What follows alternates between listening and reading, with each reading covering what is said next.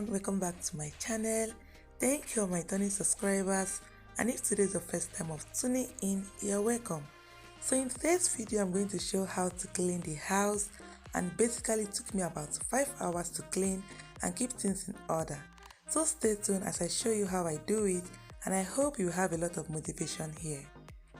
And if you are new here, kindly do subscribe and hit on the notification bell so as to be notified whenever I upload a new video.